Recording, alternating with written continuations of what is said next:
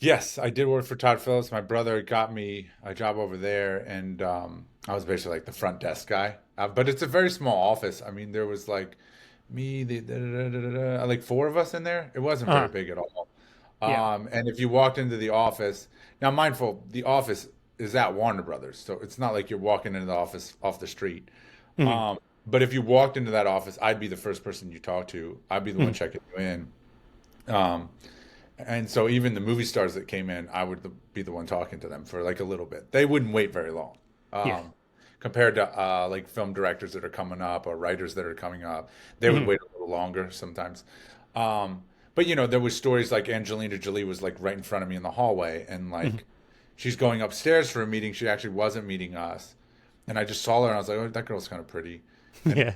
she's pregnant, and I don't know who she is. And then I was like, but she's standing out there for a while, so I like walked out into the hallway, and there's Angelina Jolie. And once you get up close, you're like, oh, I know who you are. But I didn't say that, but I thought that. Hmm.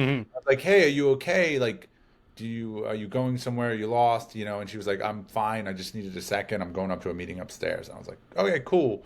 And like went back into the office and was like, hey, I typed on the computer, Angelina Jolie is standing in the hallway. Just let everybody know. So of course, the boss is up.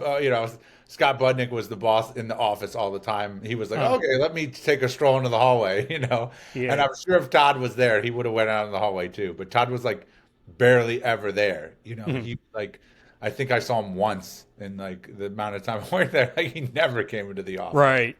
And when I worked there, Hangover was the big script that was passed around the office a lot. There was another script called Manwich that I don't think they ever made, but Hangover, I was like full blown, like all about Hangover. Like I Yeah. kept saying, "Well, what about Hangover?" Because everybody kept talking about the script Manwich, and I was like, and with Manwich, Jack Black was supposed to be in it. It's like maybe I shouldn't talk about it. I don't even know if I signed an NDA, but Okay. Fair that enough. whole movie was like everybody was excited about that movie, and I read the script for Hangover, and I was like, dude, we have to do Hangover. Like Hangover is this thing, and obviously Todd was thinking the same thing. I mean, so and I even gave notes on Hangover and said like to cut a scene, and they ended up cutting the scene I actually had notes to cut, but then they added it into Hangover 2, which is Oh, funny. that's funny.